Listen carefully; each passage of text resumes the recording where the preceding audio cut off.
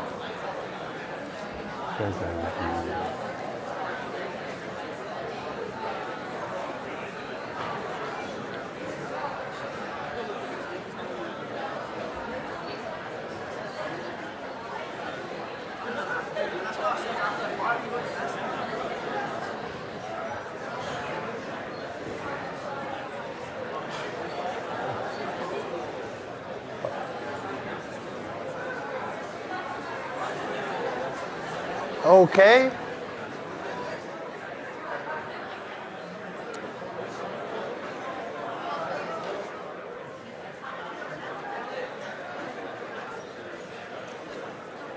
Okay.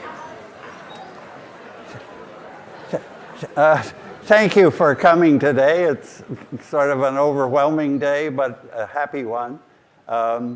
So you know that there'll be a few people speaking as well as the ordinary class.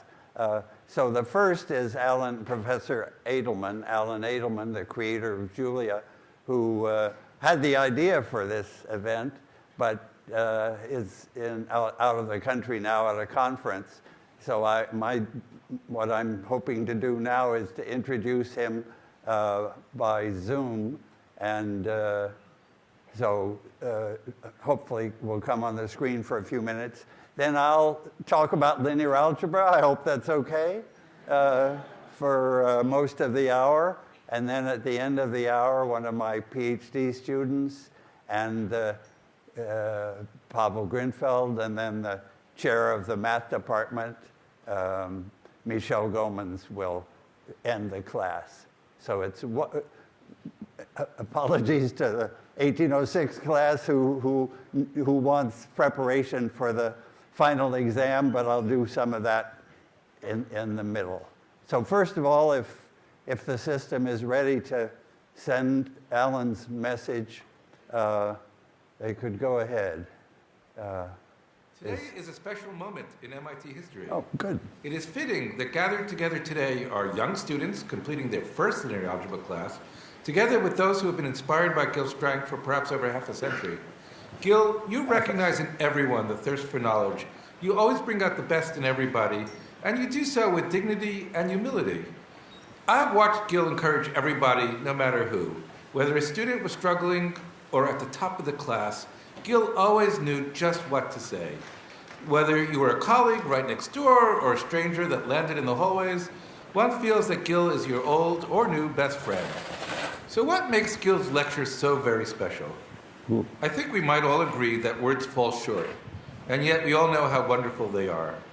Gil was a YouTube star even before there was such a thing as YouTube. I love his words, his tone, his pace, and the very way that the answer seems like a surprise when, of course, we all know he rigged it from the beginning. I'd like to say something particularly wonderful about Gil's textbooks. The simple examples lead to deep understanding.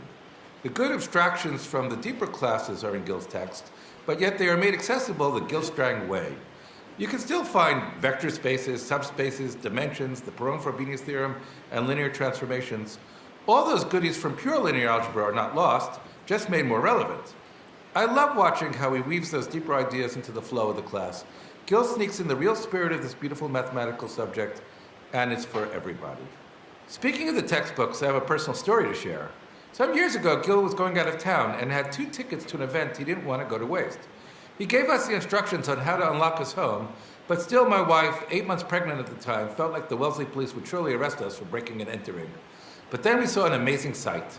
Stacks and stacks of Gil's linear algebra text, floor to ceiling, and somehow we felt comforted that we were in a place that we belonged. Gil, we all love your books, your videos, your lectures. You are a role model and friend, so congratulations on so many fine class lectures. And not wishing to see today as final, I officially invite you to guest lecture in any of my classes or seminars anytime you might wish to. Today is a milestone, and I am honored to share this moment with you. Okay. Wow.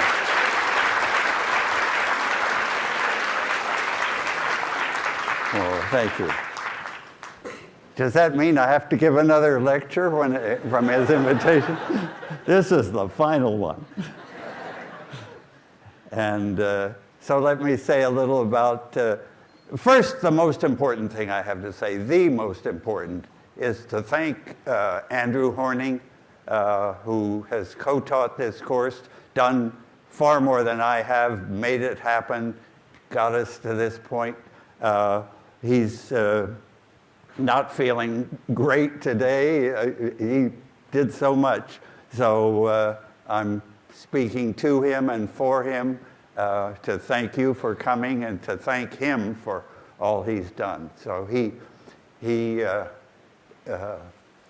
really made it possible to teach this happy but large class. So thank you, Andrew.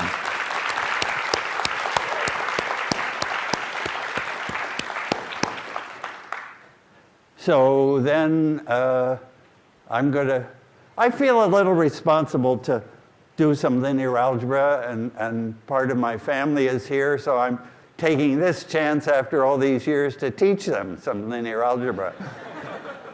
So, and you might be interested to know, I don't know if you are, how many years it's been. So I'll do that over here and then maybe erase it, because it's like a lot. Okay, so on the faculty, it's 61 years now today. Yeah, yeah, yeah. And then prior to that, I was an instructor for 2 years. You see, I remember all these. And then I was an MIT student. Before this room existed, but I was a math major. There were about 8 math majors then, and now there's hundreds. It's just been fantastic. So that was 3 years. So that's 66, and you too will be happy to know that it's 66 out of my 88 years. So what a nice fraction. So 3/4 of my life at MIT. Yeah.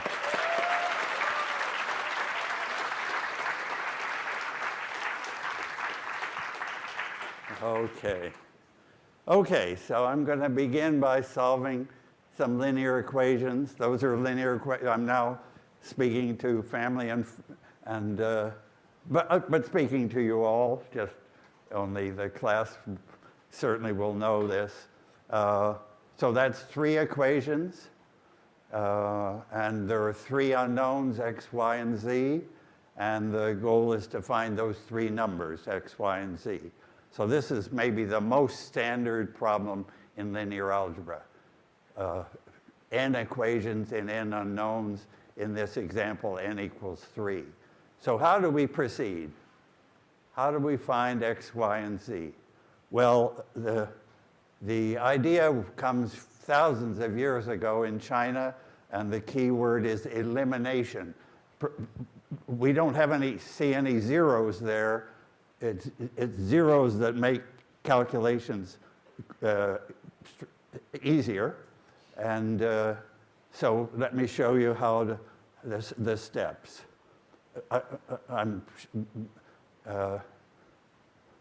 For those who know it well. So the first equation I won't change, 2x plus 3y plus 4z equal 19. What I want to get is some zeros here. I want the second equation to start with 0. So how do I do, where I now have a 4, I want a 0. So I have that equation set, and I subtract 2 times that equation from this one. I choose that number 2, so that 2 times 2x will be 4x, and when I subtract, I'll have a 0. So that I multiply that by 2, so 2 times 3y is 6y, leaving 5y,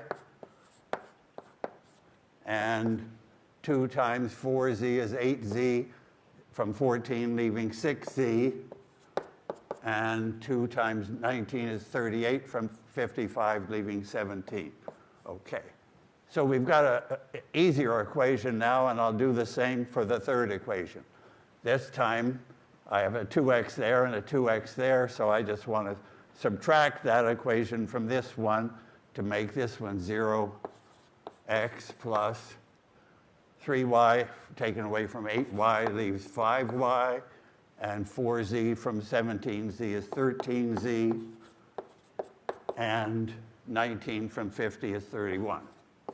Okay, so we've taken the first step. We've got zeros in the first column below the pivot, the number that we used to get those zeros. Okay, so I'm part way along, and then the idea is to continue, and I now look at the second and third equations. I have 2 equations here, and they just involve y and z. So I'm making progress. I had 3 equations with 3 unknowns. Now I have 2 equations with 2 unknowns, and let's go to 1 equation with one unknown. So I want to get a 0 there, right? So that I'll just have z's and a right-hand side. So if I subtract, everybody seeing is sort of getting in the swim. If I subtract that equation from this one, it'll be 0x, 0y, and what is it, 7z equal 17 from 31 is 14. Okay, so now I have, an equation for z alone, an equation for y and z together, and the starting equation for x, y, and z all together. So what's next? Go backwards. Solve this equation for z, then back to this one for y, and then back to this one for x. So this is called elimination, and it was invented in China 3,000 or 4,000 years ago. So I'm sorry, this is a little bit old mathematics, but it's the basic step that simplifies, and then I'll show you a little more. So let's go backwards. Maybe you could all do it as I do it. If we solve that equation for z, I get z equal to 2, right? Divide by 7. And now if z is 2, then 13z here is 26. So I have 5y and 26 and 31. Well, if I subtract the 26 from the 31, I'm moving the 26 over with 31 because it's just a number. So I'm subtracting This 26 leaves me 5. So I have 5y equal 5. So 5y equal 5 is what that equation has become, and that's told me that y is 1.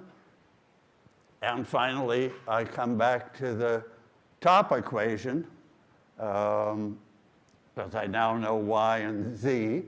So if z is 2, that's 8. If y is 1, that's 3. So I have 3 and 8 and 19 there. So I should be able to figure out x. Do you see what x is? Yeah, this is for the class now.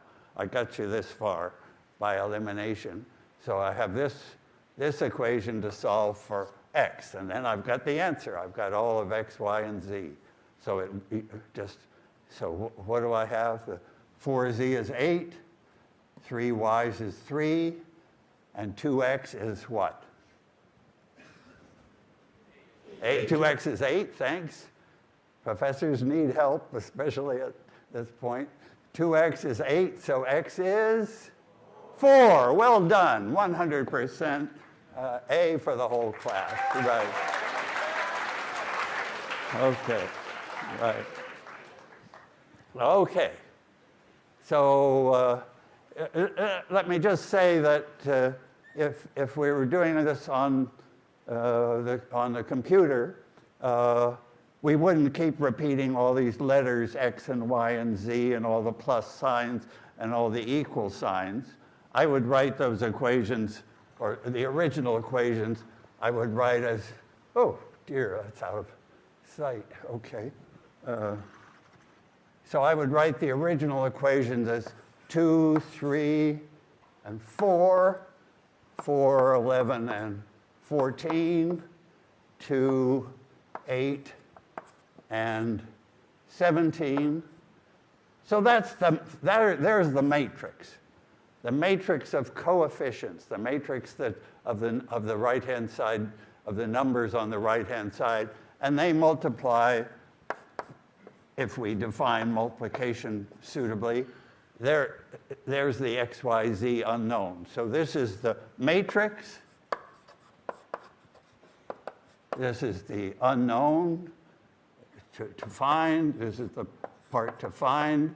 And then the right-hand side is 19, 55, 50.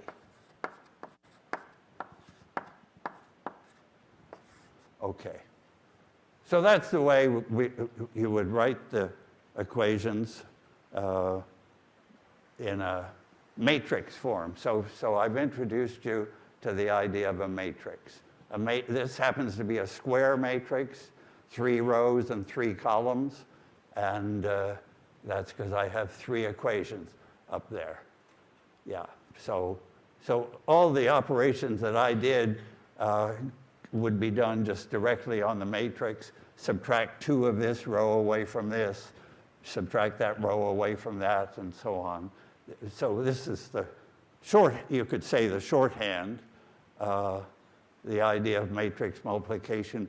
You begin to get an idea of how matrices multiply when you realize that that first equation comes from this along with that and that. So the first equation comes from the first row times the unknowns equaling the first number 19, and so yeah.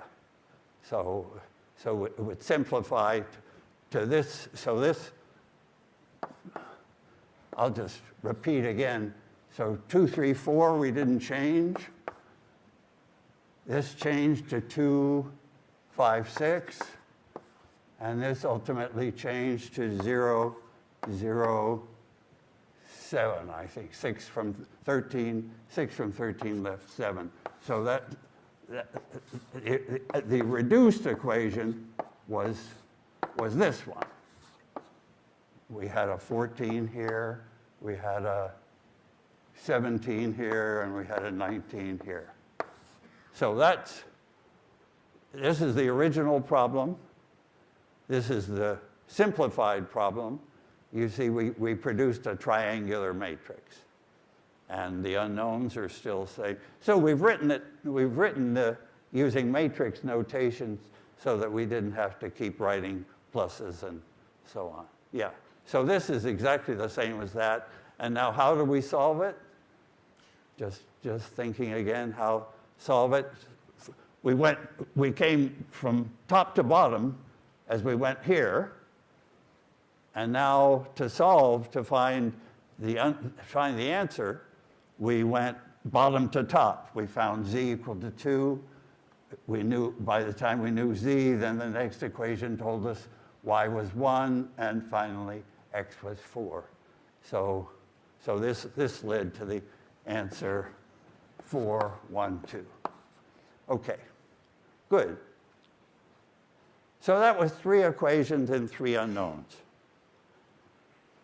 And linear algebra, so maybe the most common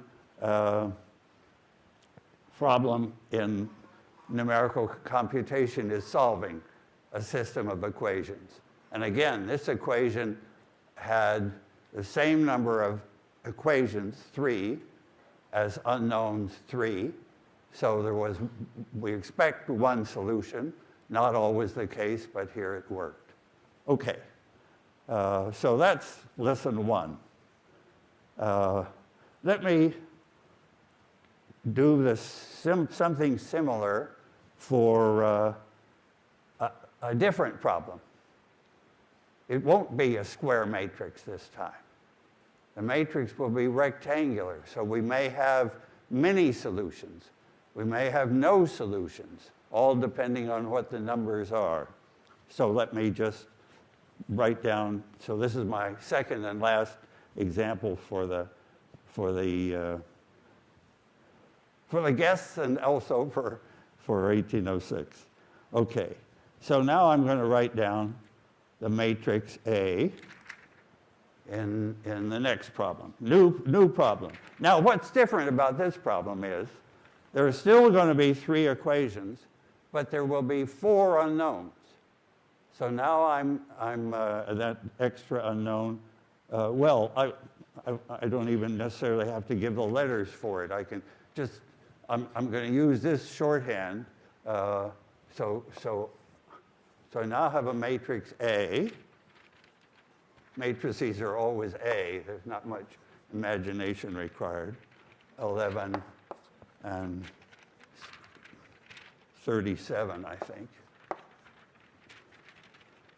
3, 7, 37. I think maybe that's 17. Sorry. We'll see. 37 and 57.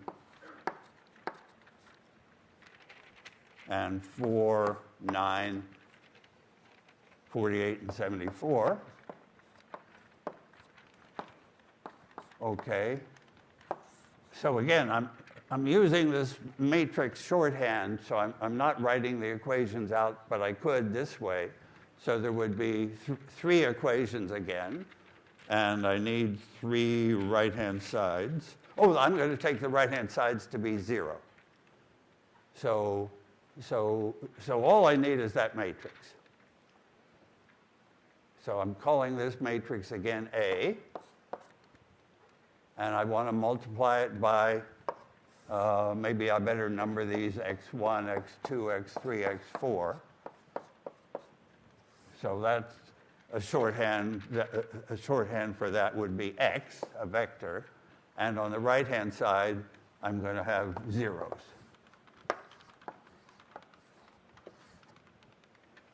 Ax equal to 0 vector. You see that I'm moving you toward matrix vector notation and beginning to think more generally. So now we have a vector that's in 4-dimensional space. So we have to get used to that. If all it means is that there are four components to our vector. We could try to visualize 4-dimensional space, but we don't have to. At this point, we're doing algebra, not geometry, and we can just go ahead. So what do you think? Are there solutions to this equation? To these 3 equations, I should say. Are there any Can you think of any x1, x2, x3, x4 that solve the 4 equations? Yes, I think you can. So what's one solution that's sure to be here? All zeros. Yeah. So this equation stands for 2x1 plus 2x2 plus 11x3 plus 17x4 equals 0. Something else equals 0. Something else equals 0. So I have 3 equations and 4 unknowns. Yeah, so this is different. I have m equal 3 equations, n equal 4 unknowns, and the right-hand side is all zeros. So I do have solutions. The question is, do I have any non-zero solutions, any solutions that are not zero? So how are we going to discover the solutions? And do we think in advance? Let's just make a guess before I use these numbers. Do we think that there are solutions other than all zeros? Everybody sees that are you visualizing this also in the form of this? This is saying, again, that x1 plus 2x2 plus 11x3 plus 17x4 equals 0. And of course, all zeros will be a solution. But we have only 3 equations, and we have 4 unknowns. So what do we know about there will be a solution then. And especially with zeros on the right side. So we have m equals 3, so one solution is x equal y equals z equals 0. If all these multiply 0, sorry, x I have new names for them because now I've got 4. I kind of ran out of letters, so it's x1 equal x2 equal x3 equal x4 equals 0. But we look for more. 3 equations, 4 unknowns.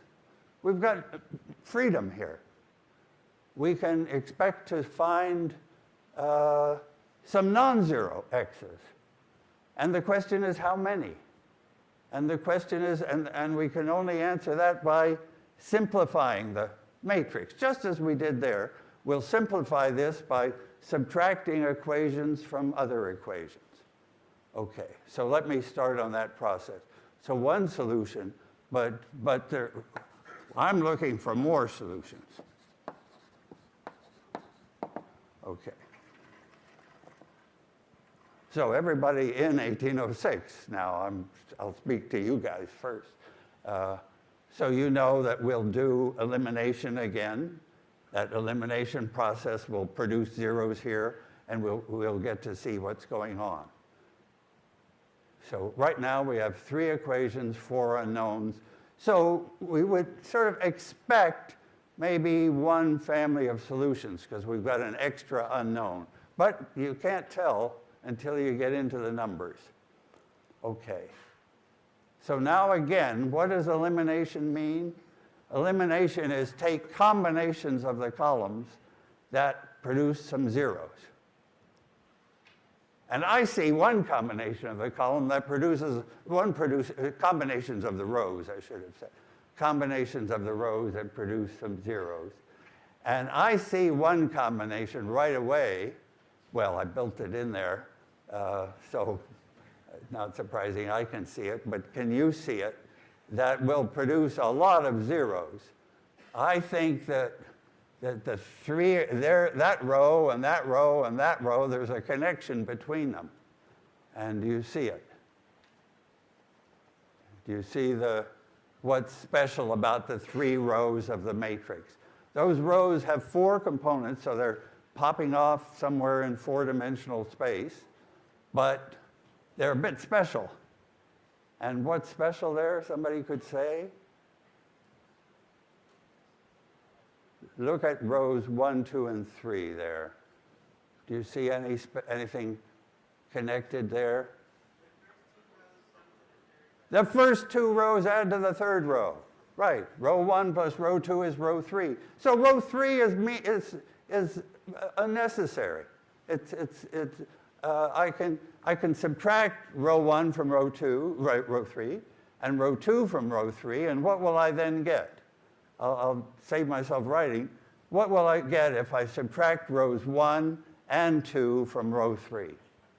All zeros, yes. So suddenly I'm in a different situation here. I still have you all saw that the numbers there were just, it was a 74, this was a 48, this was a 9, and that was a 4.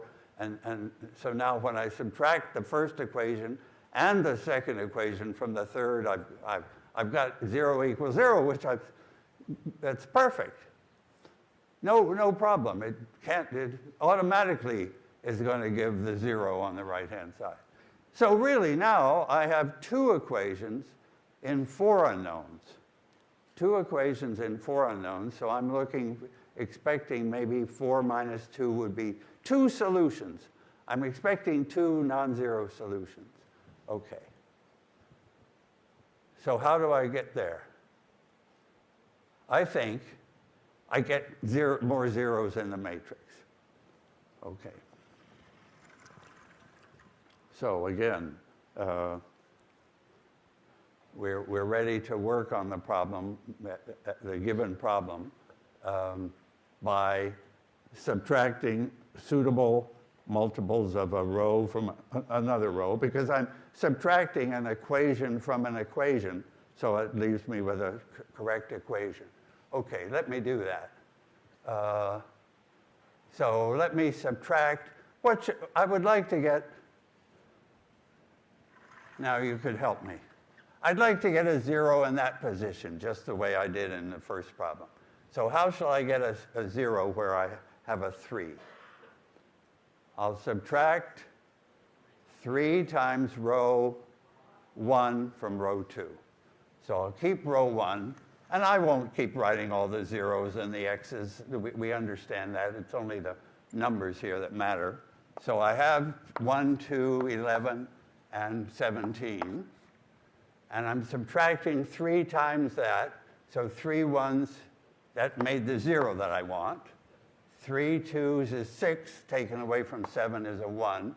3 11s is 33, take away from 37 just leaves 4. And 3 17s is 51, leaves 6. Do you agree with that? And this row of all zeros is still here. Okay?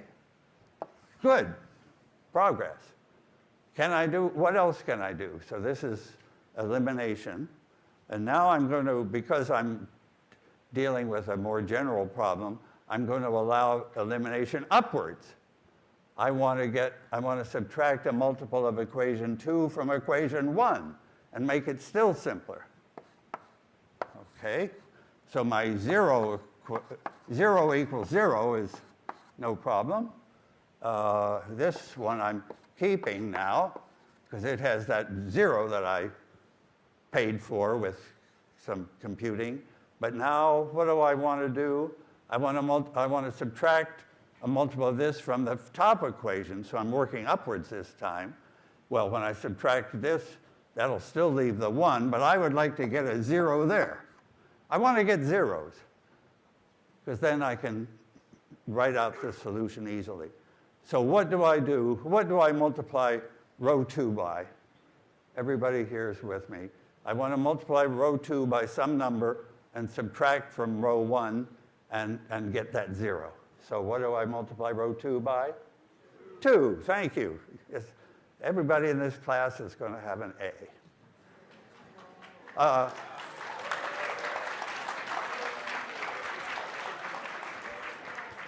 I'm sorry to think that this class is recorded because I didn't really mean it. I'll just say you all deserve an A. How's that? That's a nice new, yes, at least based on so far today. But there's more questions on this final exam, so you have A so far. Okay. So I want to subtract this from the row above to get that 0. What do I multiply this by? 2. Subtract from this. So 2 ones is 2, and the subtraction gives a 0. 2 fours is 8, leaving 3. And 2 sixes is 12, leaving 5. Okay. So my equation is now, my three equations are, well, this is a 0 equals 0 equation. My equations are x1 from the 1, no x2s, 3x3s, and 5x4s equaling 0. The right side stayed 0 because it was always 0. And the other equation here is no x1s, 1x2, 4x3s, and 6x4s. Okay. So those equations are equivalent to the first ones. I just did subtraction of equation from equation. That's totally safe. And it's reversible. I could get from that back to that by doing adding back. So that's just as good, in fact, better than the original. We ought to be able to write down the solutions for this one. And let me count. What are we expecting? Let's get a little geometry in this. So I'm in 4-dimensional space. That's a challenge right away to visualize 4-dimensional space. But I have an x1, x2, x3, x4. So my solution vector has 4 components. And so what are some solutions? Can you find, what are all the solutions, I'd like to know. And notice one point, the zeros on the right-hand side. So that tells me if I find one set of x's that works, then 2 times that set of x's will work. 5 times that set of x's will work because it'll just multiply all, because I'll have 0 equals 0, and I can safely multiply by 5. So I'm expecting 2 solutions, 2 separate solutions, and I'll write those maybe up above. x1, x2, x3, x4. Yeah, so give me, so I've 2 equations, and for these 4 unknowns, let me start out with x3 equal to a 1 and x4 equal to a 0. So I'm just sort of freely setting x3 and x4 as 1 and 0, and then I'll figure out, or you'll figure out, what x1 and x2 have to be. So what's the answer then? If x3 is 1 and x4 is 0, what is x1? And this is obviously 0. So what is x1? That leads to x1 equal, what's x1? -3, thank you. And what's x2? That'll come from this equation. What will x2 be? -4. So that's a solution. We've solved this original problem. Oh, I erased it. It was much worse at the beginning, but we found a solution. But again, we have 4 unknowns, and we have only two real equations, 2 independent equations. Because this third equation turned out to be a fraud, it was just a combination of 1 and 2. So we really have only 2 equations, 4 unknowns, so we'd expect 2 solutions, and I've found one of them. Okay, so that's good. So let me find the other one. And then this problem is solved, and we can go on. So another solution, I want to find another x1, x2, x3, and x4. And tell me what it is. So this time, I'll start with 0 and 1 for these guys. I'll let that be 0 and that be 1, and then I'll use the equations to tell me x1 and x2, or you will. So now what is x1 from this equation? Minus 5, thanks. This is minus 5. And what is x2 from this equation? Negative 6. Okay, we found two solutions, clearly independent, minus 3, minus 4, 1, 0. That's a vector in 4 dimensions. We're in 4 dimensions. Linear algebra has no problem to go up in dimension. It stays linear. That's what keeps things simple. And then it goes up to any number of dimensions. And so these would be typical problems coming from some engineering system, so we have two solutions, and that's somehow right. And any combination of those is a solution. So I have actually, if I combine one of this solution plus 6 of that solution, I'd have another solution, because on the right side I would just have still all zeros. Okay, so that problem is solved. That as we expected. And let's just review. So I started with 3 rows and 4 columns. But the 3 rows were not independent. The 3 equations, a combination of the 3 equations gave me a 0. So I really had, the rank of the matrix is 2. So this is a matrix with m equal 3 rows, n equal 4 columns, but the rank of the matrix is what? Now, everybody, if you don't know what the word rank is, you let the 1806 team tell you. What's the rank of my matrix? 2. Oh, you do know. Yeah, okay.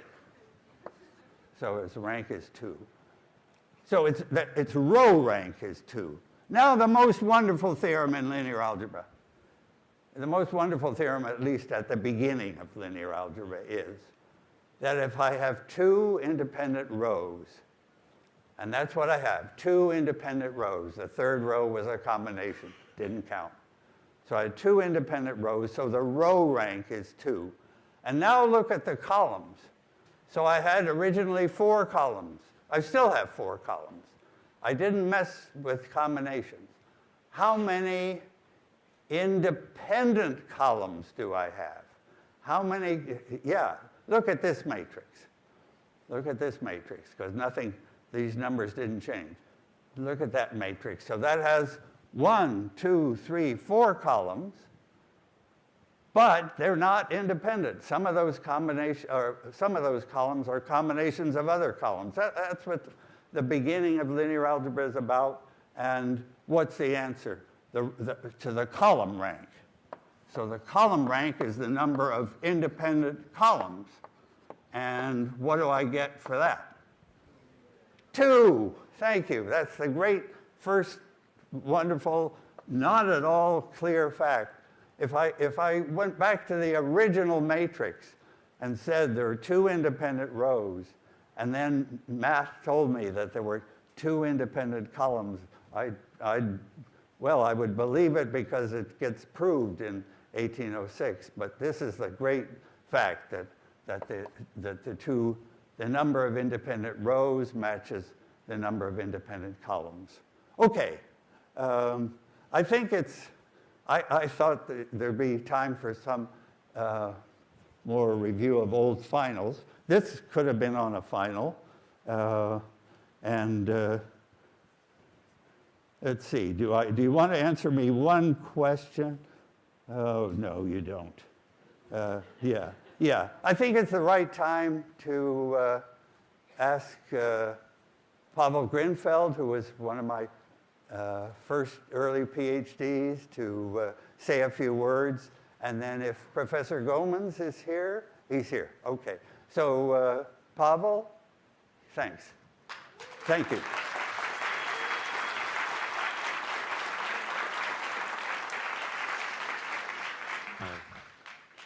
This is the mic, right? So I wrote down some thoughts, so please don't be worried. This is not a long speech. It's just a very large font. And and I just want to say, this is not in the speech.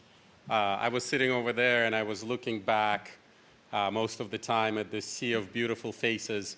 And I was just thinking to myself, your faces are so beautiful, not only because you're so young and have such amazing hair, and not only because you're accomplished enough to be taking linear algebra so early in your college careers, but also because you're in Gil's presence. And when you're in Gil's presence, you're just in a better, more beautiful world. And I think that your faces are channeling that. So that's just what it's like knowing Gil. And I think that's why I chose to pursue the same line of studies as Gil. And Gil's presence in my life has informed so many of my decisions. So anyway, so that's just some thoughts that I had. Now I'll get to my speech. And first I want to say congratulations, Gil, on your retirement. Thank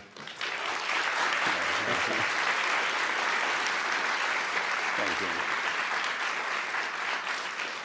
Now you will finally have some time to concentrate on your research. And we all owe you a debt of gratitude for everything you've done. But my life especially has been touched by you. So all I want to do is just share a few of my personal experiences. So if I think back to one of the most important days in my life, it was the day that I passed my qual. And it wasn't because I passed my qual. It's because when you said, congratulations, and I said, thank you, Professor Strang, you said, I think that going forward, Gil is more appropriate. Yeah.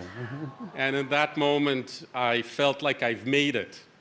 And to this day, I look back on that day as the day that I've made it.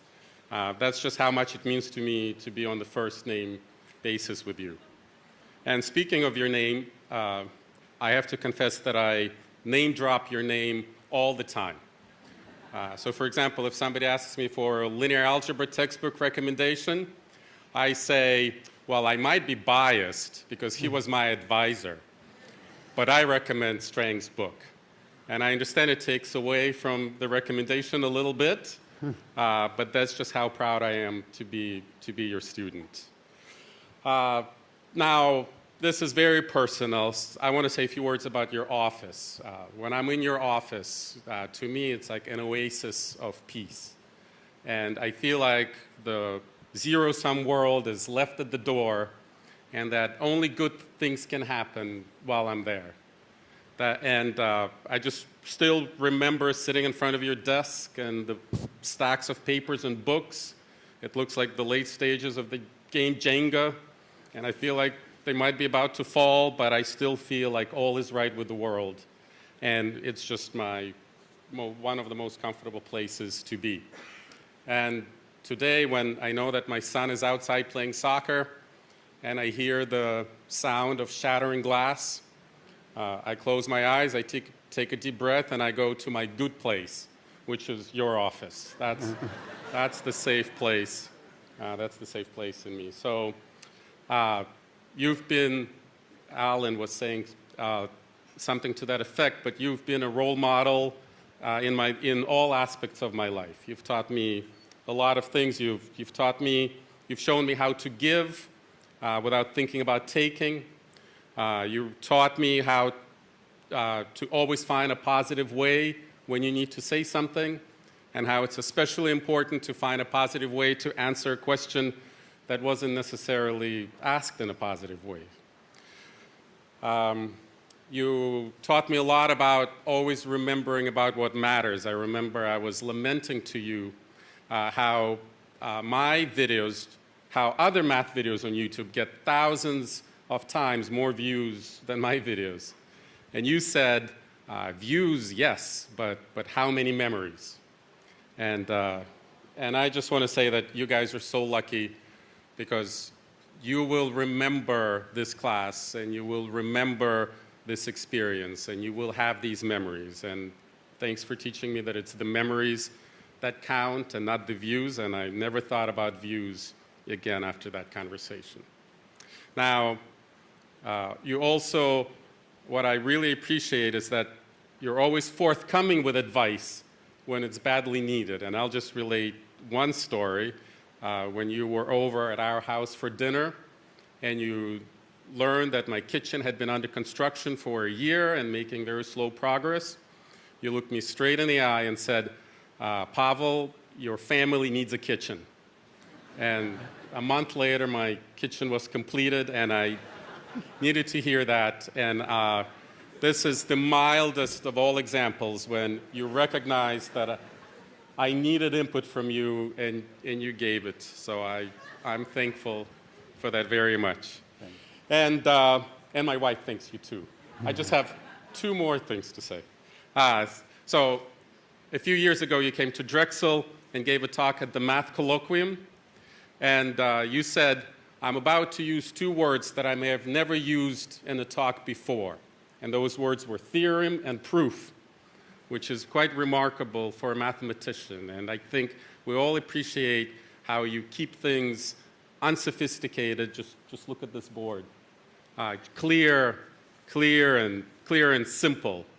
And for a guy who only talks about matrices, it's amazing that you are, as I see it, one of the most universal mathematicians. And you have taught us that a simple 3x3 matrix can gift us scientific insight. And before you, matrix was a dirty word.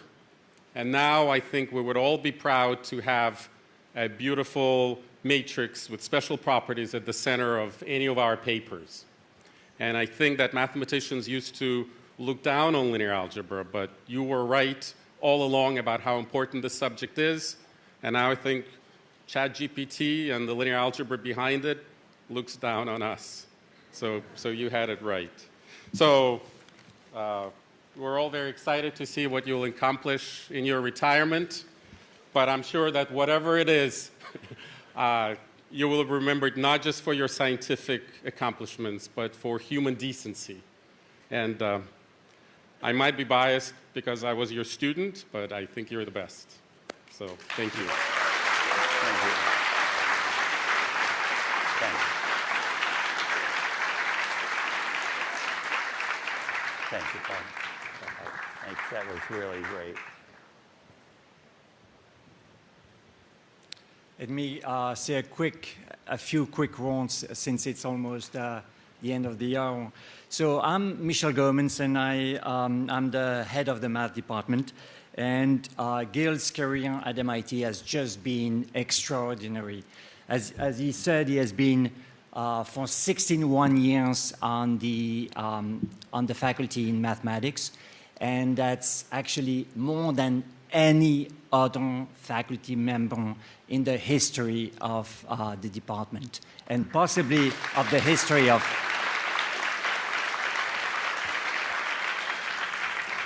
and possibly even in the history of MIT, but I couldn't check that. And as he said, his affiliation with MIT has been even longer, since he was a math major from 1952 to 1955, and a more instructor from 59 to 61. Mathematics, as you know, is everywhere in engineering and science, and in that spirit, Gil's mission has been to educate countless of students from everywhere on the planet in linear algebra, calculus, differential equations, and more generally, applied mathematics and computational science. I say everywhere on the planet, and in fact, at the beginning of this lecture, I was checking on YouTube, and I saw comments from people in Kurdistan, Turkey, Russia, Mongolia, Iran, Brazil, Thailand, India, South Korea, Nigeria, Germany, Malaysia, Hong Kong, Bangladesh, Philippines, Morocco, Greece, Italy, China, Taiwan, Brazil, Armenia, Indonesia, Croatia, Egypt, and even my home country of Belgium. His lectures are legendary. It's not a surprise that 450 students registered for 1806 for the last term he was teaching, together with Andrew Horning.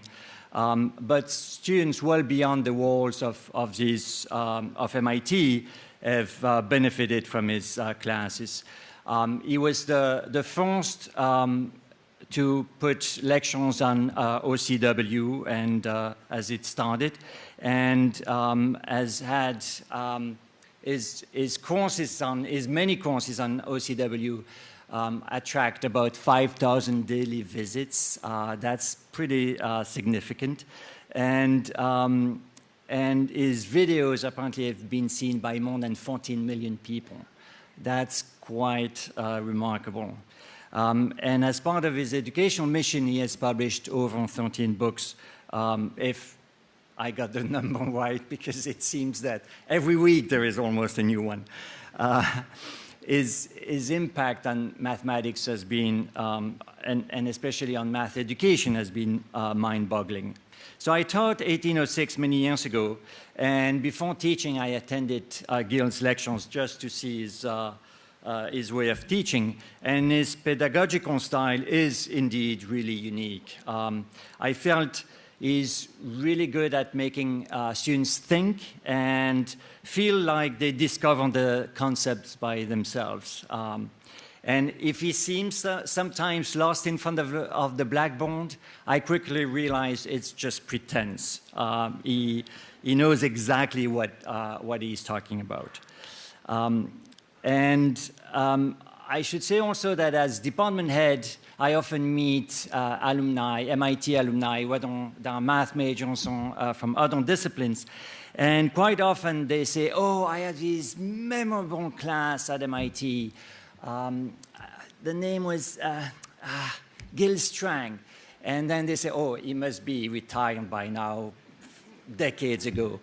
And I say, no, he's still here. But finally, I'll be able to say, yes, he has retired now. I'm sorry to hear that. So I've been in this department for half of his tenure, and he has been an amazingly pleasant colleague. He is so humble. And so after 61 years at the Institute, we'll miss him and his teaching. But I think he fully deserves retirement. So please join me in congratulating Gil for his lifelong dedication to mathematics and its education and my MIT.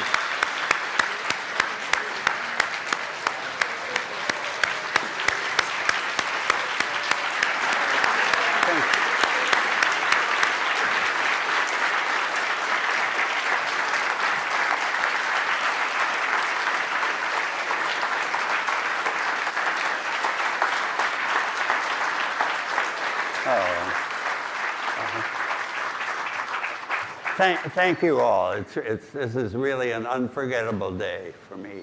Thank you. And thank you, Michel. Good. Very good. So he believes I'm going to retire. I'm going to think about it. So thank you all.